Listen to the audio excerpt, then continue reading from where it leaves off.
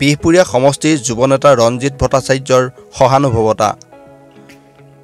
যুৱনেতাগৰাকীয়ে বিহপুৰীয়া সমষ্টিত অনুষ্ঠিত কৰা মহাপুৰুষ শ্ৰীমন্ত শংকৰদেৱৰ জন্ম উৎসৱ উদযাপন সমিতিলৈ আগবঢ়ালে আৰ্থিক সাহায্য।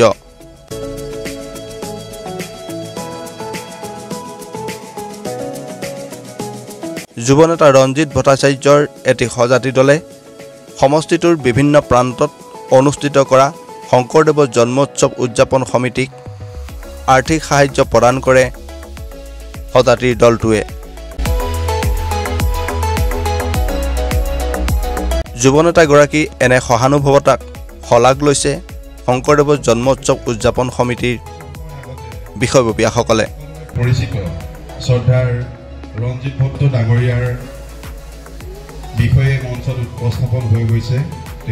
তেখেত বিশেষ কাৰণত আপোনালোকৰ মাজত আহি উপস্থিত হ'ব নোৱাৰিলে আৰু তেখেতে এই অনুষ্ঠানভাগীৰ লগত বহু দিনৰ পৰাই ওতঃপ্ৰোতভাৱে জড়িত হৈ আছে। এই শুভেচ্ছা পত্ৰখনি আপোনালোকৰ জ্ঞাতাৰ্থে পাঠ কৰি দিব বিচাৰিছোঁ।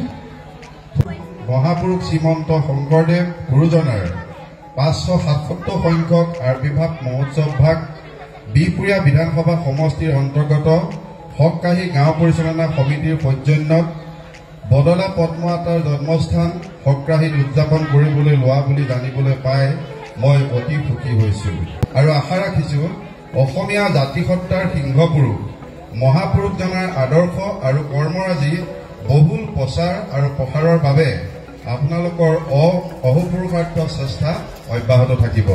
সেৱাৰে শ্ৰী ৰঞ্জিত ভট্টাচাৰ্য, বিহপুৰীয়া বিধানসভা সমষ্টি। আমি এই শুভেচ্ছা পত্ৰখনি আমাৰ উদযাপন সমিতিক আমি অৰ্পণ কৰিব বিচাৰিছোঁ।